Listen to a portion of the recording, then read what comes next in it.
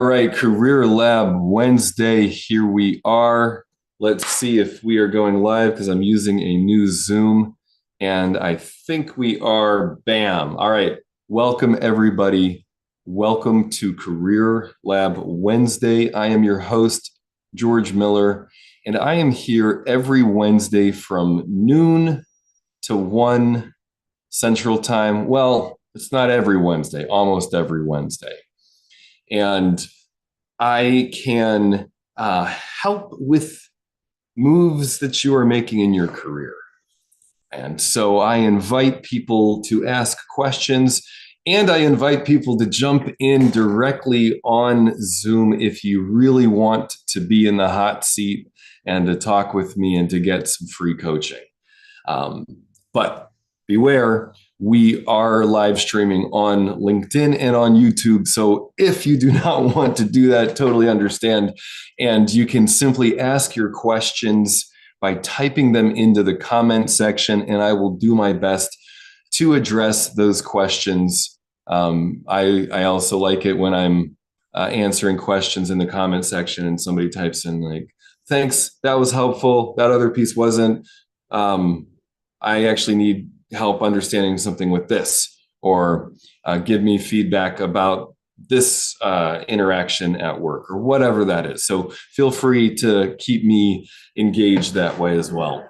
So today's topic, I will be diving into momentarily, and I'm looking forward to it. This is a lot of fun.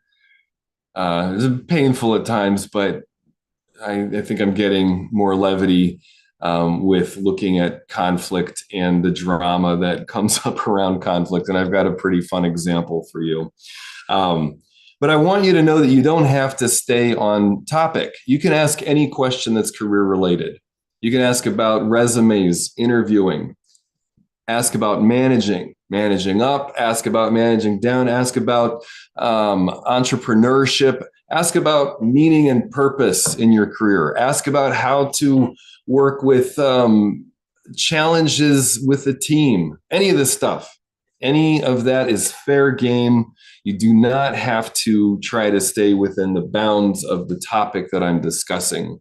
Anything that's on your heart, please type it into the comment section, and I will do my best to answer that question. Now, if you find that you would like to talk more and don't want to jump on a live stream, you can also set up a one-to-one time with me. I'm happy to connect for 15, 20 minutes and provide insight, maybe help you get some clarity about your next steps. And sometimes that turns into a coaching relationship. Sometimes you've got a bigger project, and I'm happy to discuss that as well. So there's a link where you can sign up for a one-to-one time with me if jumping on LinkedIn Live right now is not what you want to be doing. All right. Well, let's dive into today's topic. What we're looking at is the cost of the unspoken, how avoidance tanks team culture.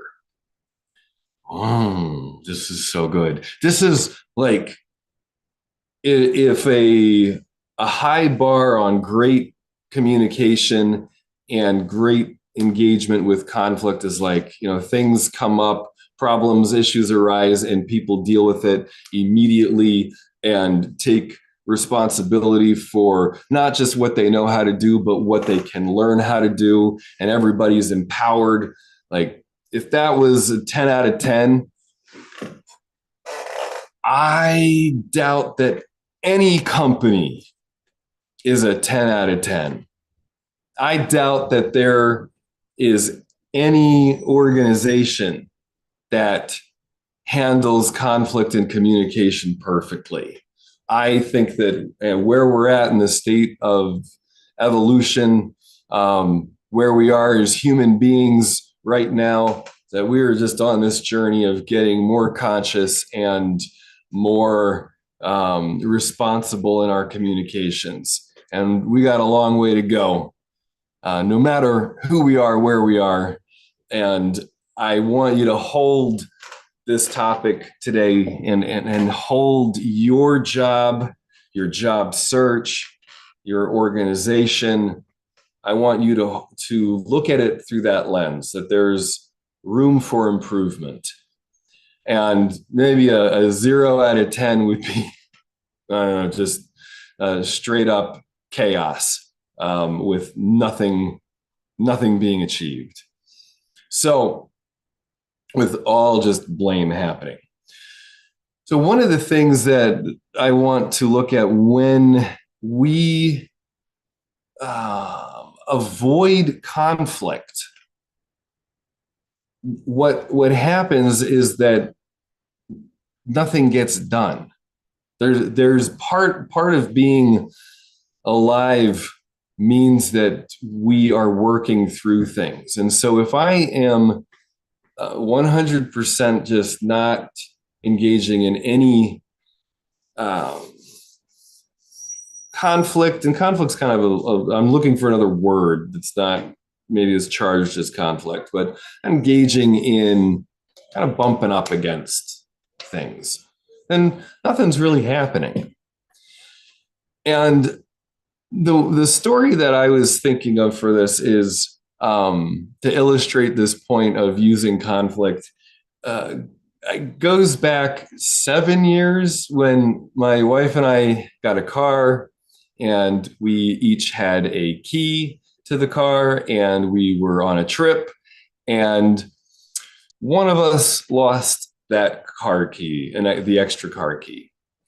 And I blamed her for it. She blamed me for it. And to this day, I honestly don't really know who lost that car key. But it was lost. And I, even though I didn't say it out loud, I blamed her for it. And so my way of handling this bit of conflict between us was just to avoid it. Was just like, well, we've got this key. Okay.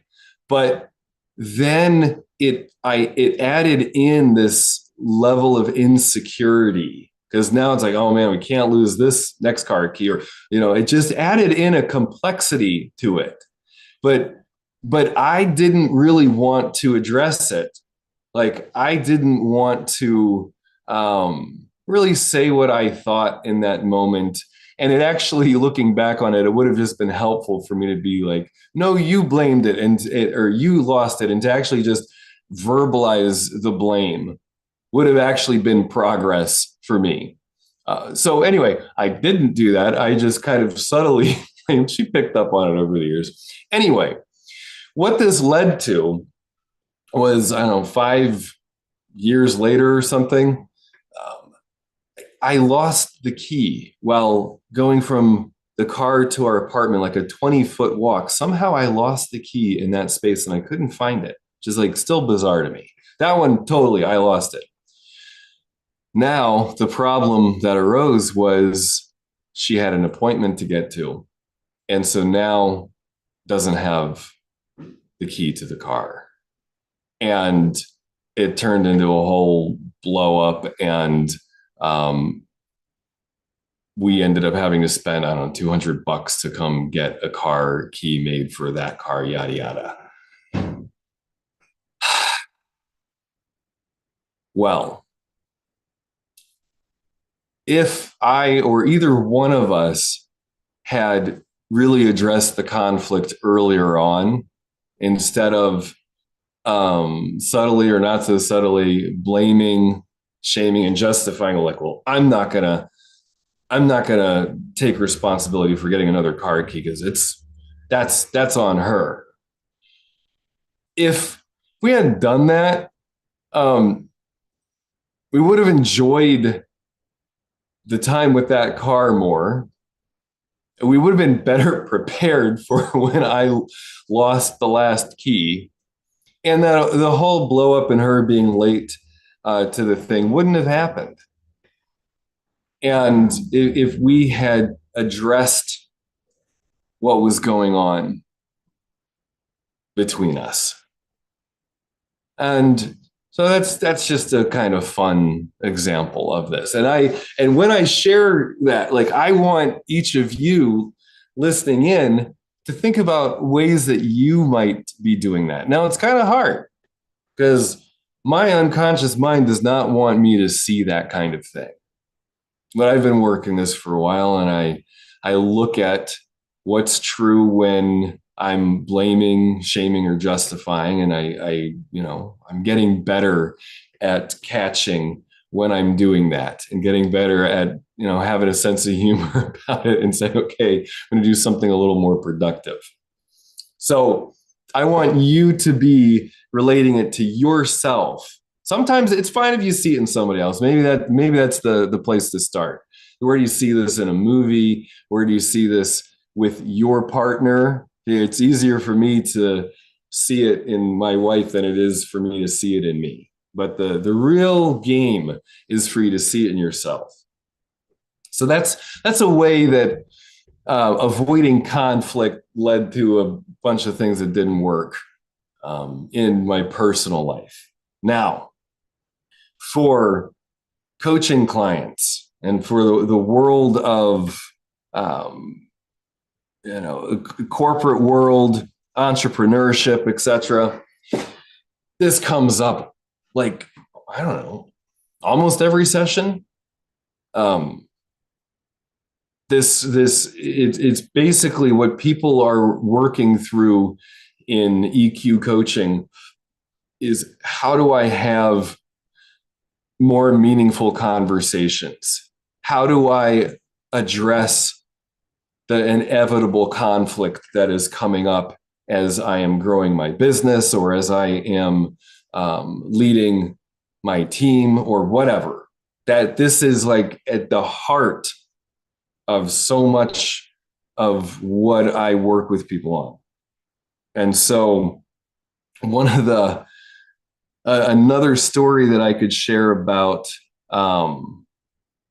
how a client has used this recently is they were avoiding conflict with an employee, with a director, and basically the director needs to do something a certain way as part of the larger system, and if they don't follow a certain formula, none of what they're working on is going to feed in correctly to the overall organization that's helping their department exist.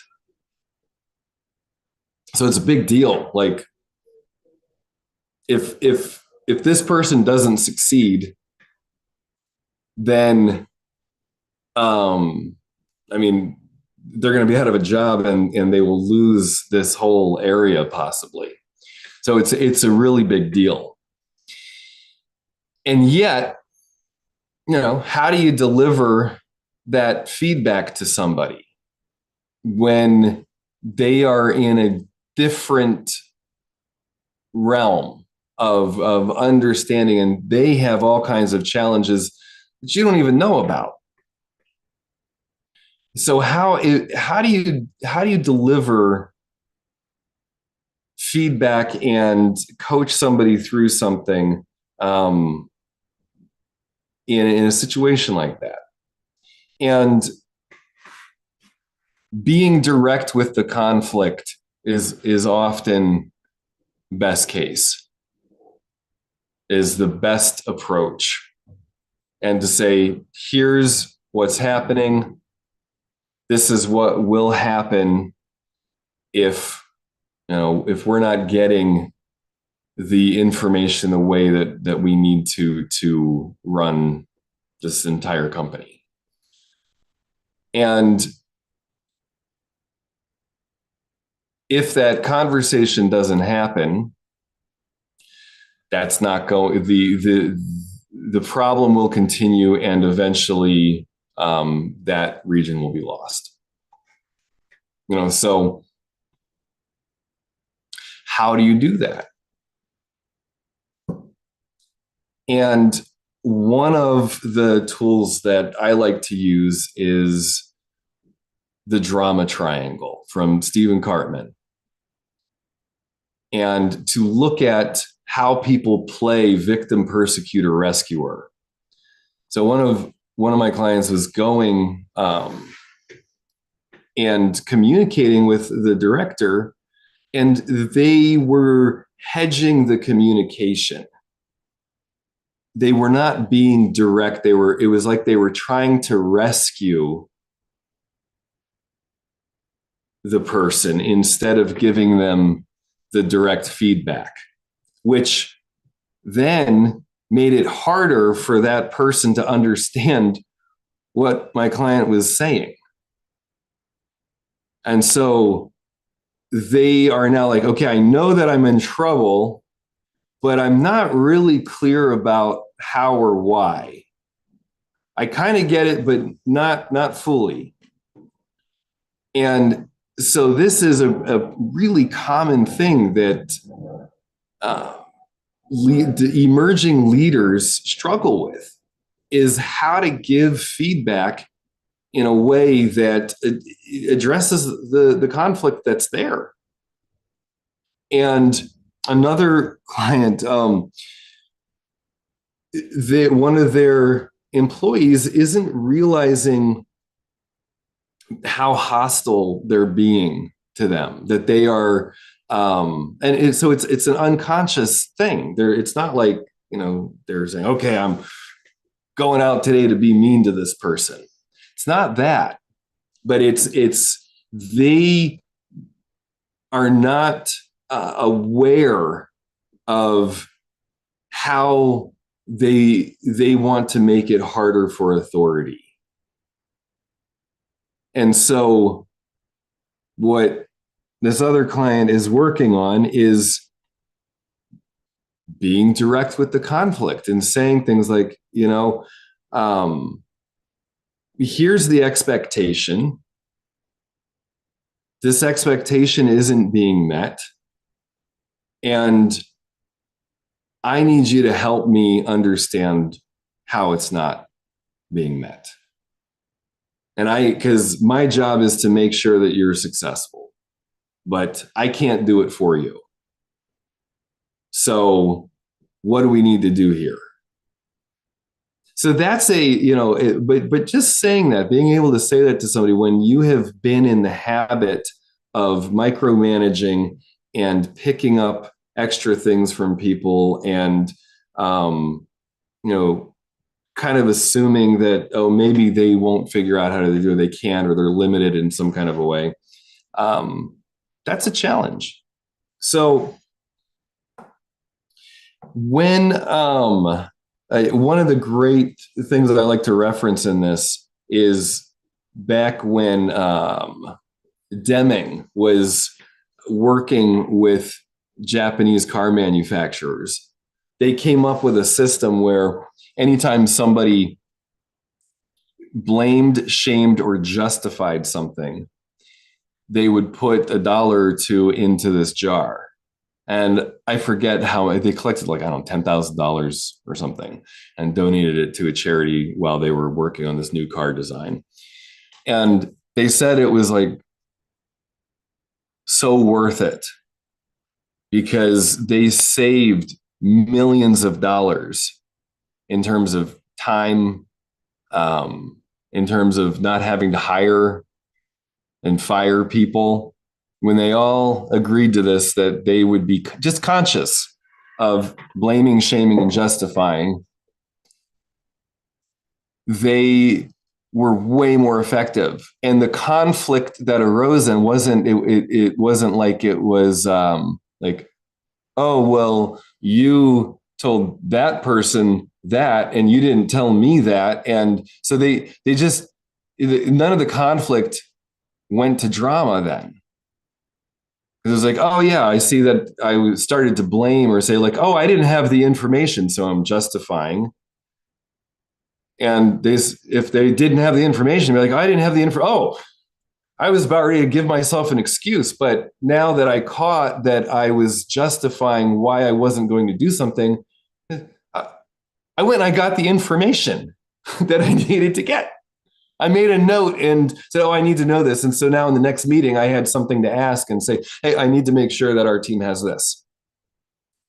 So the conflict became meaningful stuff instead of this drama, and they were way more effective.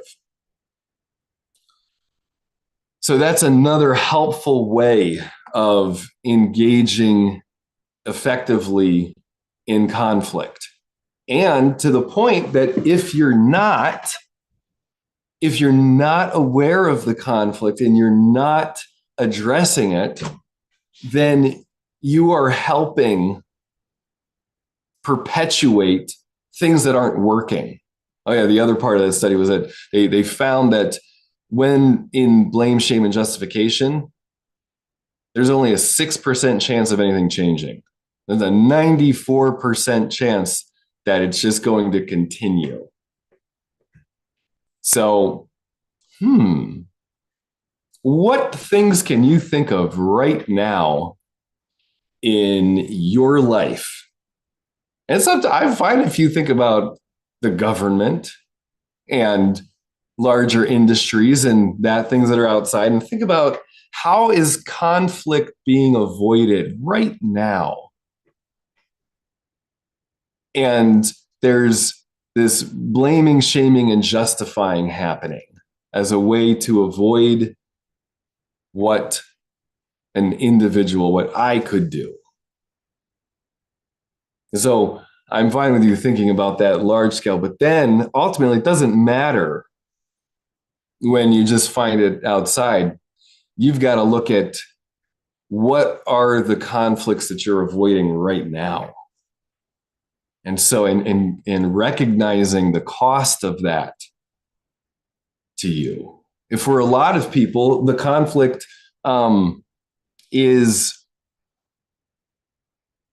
avoiding phone calls or messaging or emailing or just communications. I had a great call with somebody earlier this week who wants to move to a new territory and is having a hard time getting their foot in the door. And their inner conflict was, around what are they willing to do to break into the new territory? They tried the easier things. And so now they're going to direct message people, phone call, and email to try to break through these. I get so many communications that, it's just what is going to be required more and more to actually get through to somebody. And so I'm going to engage in that conflict. If I'm just like, well, I can't get through. Well, I tried that, it didn't work. Then I will keep getting more of the same. So you can apply this engaging in conflict on a big scale, and you can apply it in minute ways throughout your life. So I'd love it if, I've talked, wow, yeah, I can get going on this topic. Reminder to anybody who is listening in that you are welcome to jump in directly on Zoom and speak with me if you'd like. If you don't want to do that because it is being live streamed, then go ahead and type your questions into the comment section, and I will do my best to answer any of your questions. And you don't have to have your questions stay on this topic. I will probably tie them back to this topic because that's my expertise. And I tend to find that at the heart of challenges in the workplace are around emotional intelligence and communication skills. But if you got a question about resume, interviewing, even just being satisfied at work, or challenges. I mean, oh my goodness, we've got some serious challenges going on in the workplace. How to navigate that? What's the reality of the situation that you're in? And what's the meaningful conflict that you can engage in to move you to the next level? So any question career related is fair game. Go ahead and throw it into the chat. So I'm going to move back to the topic.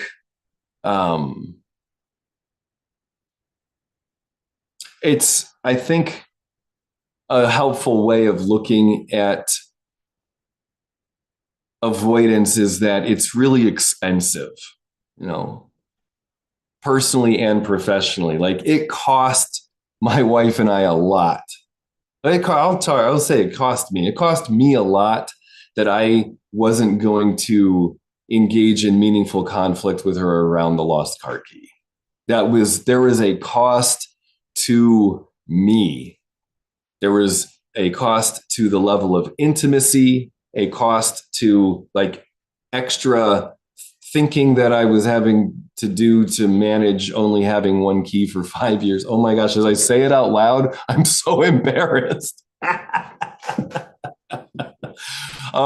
Which, I should be. Like, that's it makes sense that I'm embarrassed. It makes sense that I feel afraid about that and hurt about it and sad about it, and a little healthy anger of like, all right, dude, come on, like, pay the price sooner next time. So that's what I'm looking at, is how do I pay the price sooner on things like this? How do I engage in meaningful conflict sooner rather than letting that kind of decay on the inside of me more, which is so often part of the price that people pay in avoiding meaningful conversations, in avoiding risks that would deepen relationship and make systems work more effectively.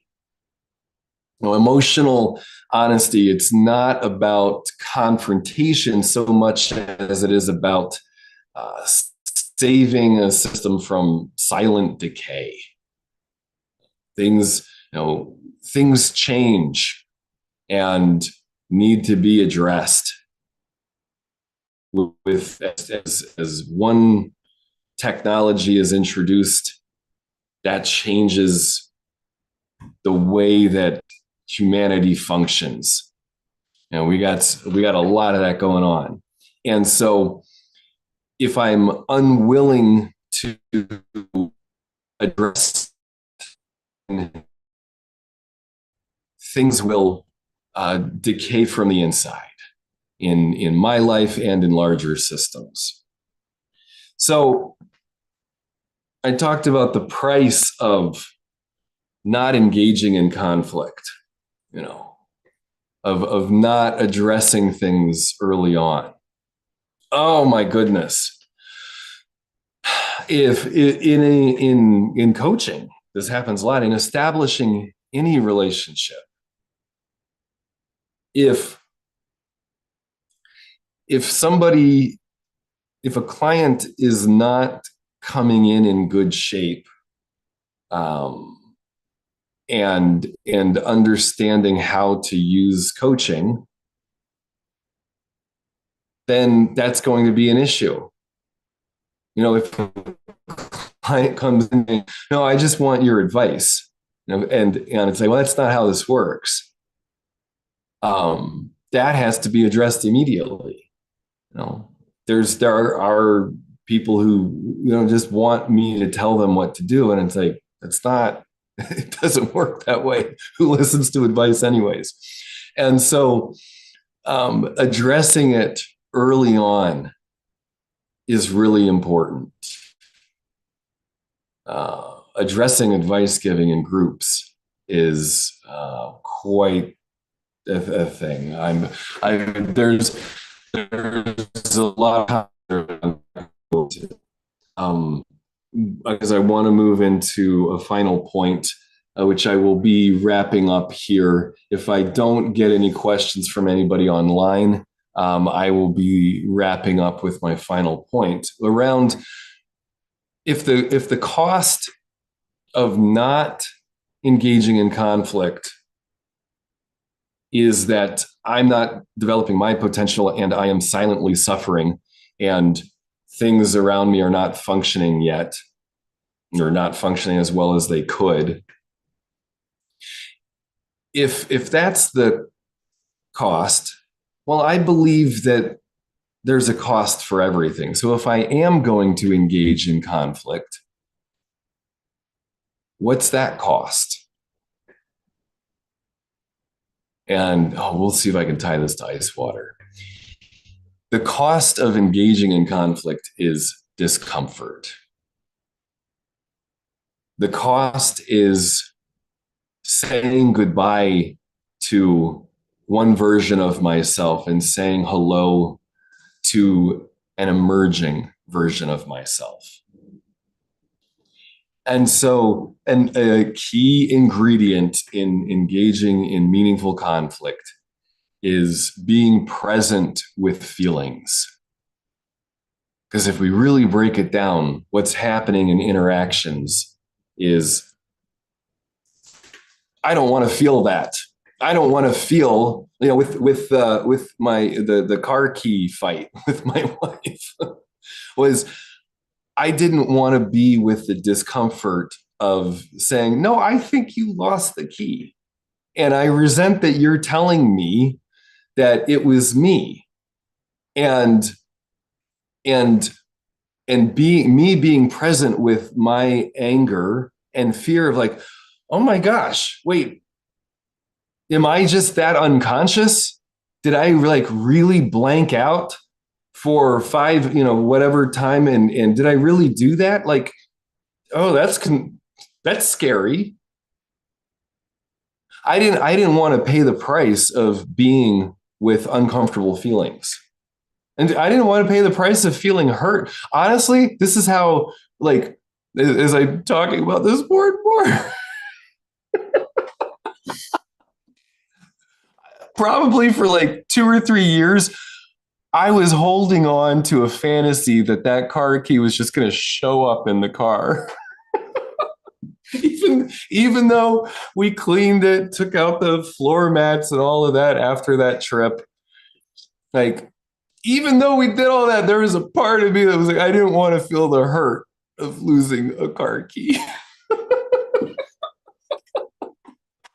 Which led to so much more hurt in the future. So the cost of engaging in meaningful conflict is discomfort, is feeling some kind of a fear, hurt, anger, sadness about whatever it is of a, oftentimes for managers, it's a, God, I got to be with the discomfort that I've been micromanaging and that I've been rescuing. And I've kind of been like unconsciously looking down my nose at this person and babying them. Well, no wonder they kind of resent me. So that's the price, is being with the discomfort, being more present with the feelings. And each one of us works so hard to get away from our feelings. I've been doing this for playing this game of paying attention to my feelings for over 13 years, and I'm still uncomfortable with my feelings. So kind of got to imagine most of y'all are. Oh, good. We're getting a question here. Let me see. How to start a conversation and make it easy to not feel awkward when you want to talk business. Like, how do you open up a convo in a business space, but make it warm and inviting? That's a great question. Let's dig in here. So first is not feel awkward. What I would recommend is allowing yourself to feel awkward. Because not feeling awkward is adding another to do that gets in the way of movement forward. So if I'm going to talk business in a conversation, and let's say that it's with somebody that I have a friendship with, so that's the context, and I'm going to bring up a business proposal, then I would say I would pay attention to what my concerns are. I'd pay attention to the fear. I'd say, I'm feeling awkward. What is it that's awkward to me? What's the danger here? Oh, you know what? I'm I've had some concerns about bringing this up with you because, we have a friendship and that's really important to me. And I see a possibility for what we could do together. And so, I wanted to bring it to the table and see what you think about a business idea I have. And does that intrigue you? So right there, what you're doing is you are owning the awkwardness. You're paying the price of feeling awkward and perhaps even naming it in a way to the person you're going to engage with. Now, let's say that's in a networking event. In networking events, a lot of it is it's about business. So getting to first, you want to just understand the person more. And I think it often makes sense to just name what you want right away.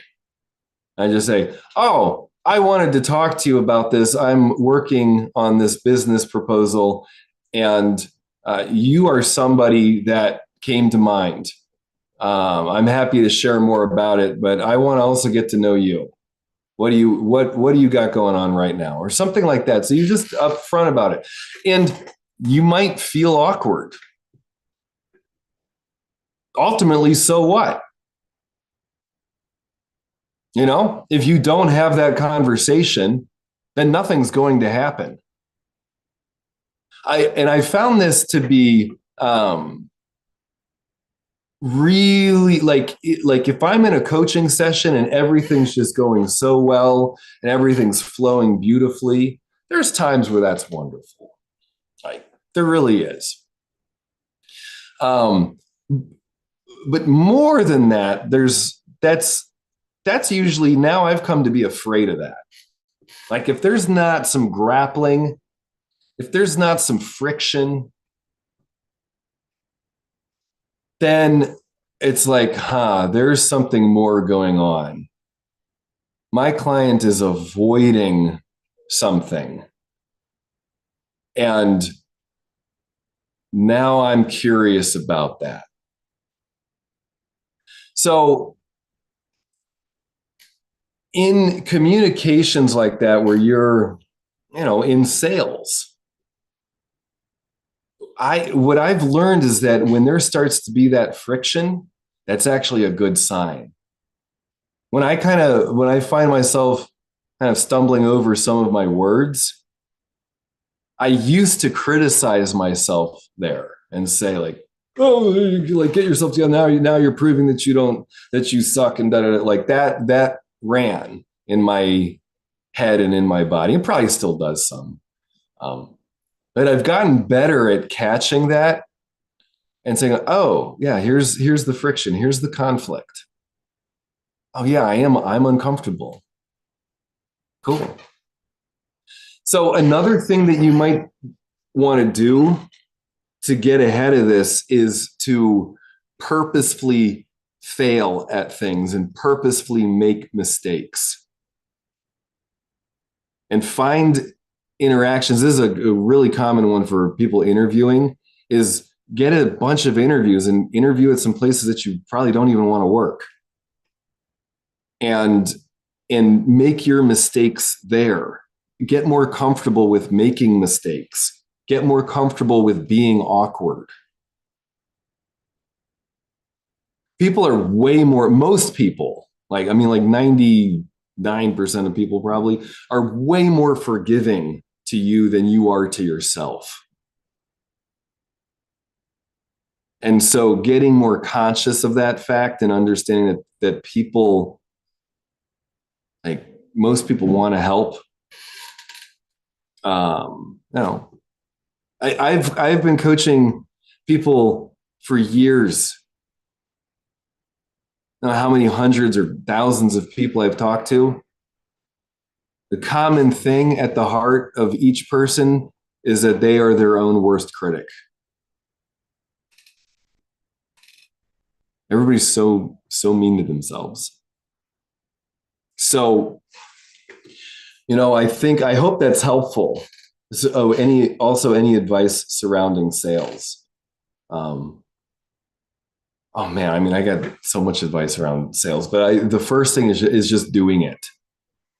Phone call, email, text message. It's a pain in the butt. Like there was a time where I didn't get 50 emails a day, and I've got my rules established and things. So it's still, there's just a lot. There's a lot of noise, and to cut through that noise, it means you have to be intentional. And so you have the conversations, and then the other part of it is really listening, really being, and that requires being with your feelings. That's the price that I was talking about earlier with being in conflict, is you want to go in and find where the conflict is, because it's there. So then I got another question. These are great, by the way. Thank you so much. How do you connect the pain and know that you can help somebody with a problem?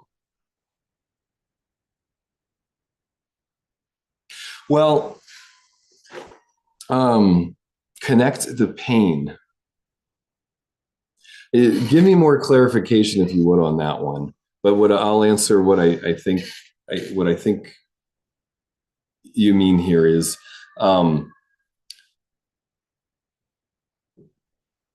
so everybody's got a pain point. We've all got a conflict somewhere, and if I am trying to sell something to that person around whatever that pain point is, then being able to name it is certainly a helpful thing. So I don't know what you're selling and what the pain point is that you're trying to help with, but let's say that it's let's say that you are selling let's say that you're selling implementing a new software. If you are trying to help a company implement, let's say that a company is moving from paper to digital. I don't know if that's still happening so much, but I was amazed when even just a few years ago, I heard that there were still places that were operating on paper systems. So let's say that you want to help somebody make that transition. And then you need to know their pain point and be able to talk to them about it, and then find out more about what the pain point is. It's like, well, we have to retrain staff on all this, and we have to go over to these new systems, and people don't know that, and then people don't want to learn that. And it's like, oh wow, that's a big task. I understand why you've avoided it. And now we've got all kinds of problems that will emerge with that. So help me understand here's the pain points that I think you have. Help me understand the pain points that you think you have. And then you can get aligned on those. And then what you also want to do is if you're the authority on something, you might want to seed or forecast pain points down the future and say, look, I understand this is more than you're going to take on right now. You've got significant challenges in your company, and this is not a top priority for you. I get it. And, so I would anticipate that in 6 months, you're going to have this kind of pain point pop up, and probably in another 9 months, this pain point pop up. And at some point, it'll probably be worth, you will want to pay the price of whatever stir up and change that you have to do, and whatever costs you need to put into this to change your system. And I'd anticipate that at about, I don't know, a year and a half. Take that risk with them. And especially when you kind of know, when you become more and more of a master in your field, when you're more of an authority, you want to seed those pain points, help them anticipate it, because that builds a lot of credibility, and it's also just helpful to them. Say, yeah, you may go with another client. I get it. You may hire somebody else. Totally. I'm wanting to help you on this, and that goes a long way. Oh man, I just had somebody pop. Oh yeah. So a client, from a different perspective, they're selling, they're selling real estate, and when things go in real estate right now, they go fast. So one of the pain points that they had been avoiding, because they were trying to be cool and not pushy, and them not, they conflated being pushy and aggressive with, in some ways, just being honest. And so they weren't clear about that with a lot of their potential clients. And so they did not own their authority on the subject matter of real estate. And it was costing them. It was costing them heartache and some, pissed off potential clients, and et cetera. And so what they are implementing is to say, look, like, I'd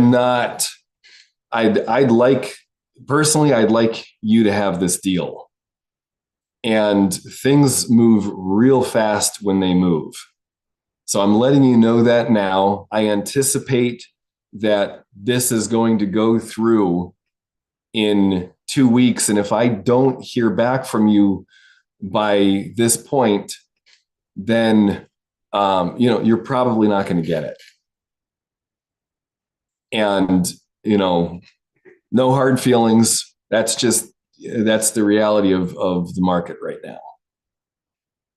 And so you want to be clear about the pain points for yourself and what your clients' pain points really are, and then anticipate the pain points that are coming their way and name them. And that will, when somebody is ready to buy, when somebody is willing to pay the price, then they're ready, and they will. And you can't really get anybody to do otherwise. Sometimes you can manipulate, and you can, there's the old model of sales can kind of exist some, but for real business growth and for long-term relationships, that's a failed strategy. people won't take you seriously. So it's much better to be clear about what the real pain points are and what you can anticipate. So I hope that's helpful. Thank you for the question. And remember, for everybody, that the game is for you to assume there's conflict and recognize the feelings that you are avoiding and not engaging in that conflict, and then taking responsibility for that, owning whatever the hurt is that you might have, and fear or anger or sadness about whatever it is. Pay that price, have the direct conversations, and address the conflict towards the vision of whatever the project is. If you're selling, if you are building something, then that's the higher goal.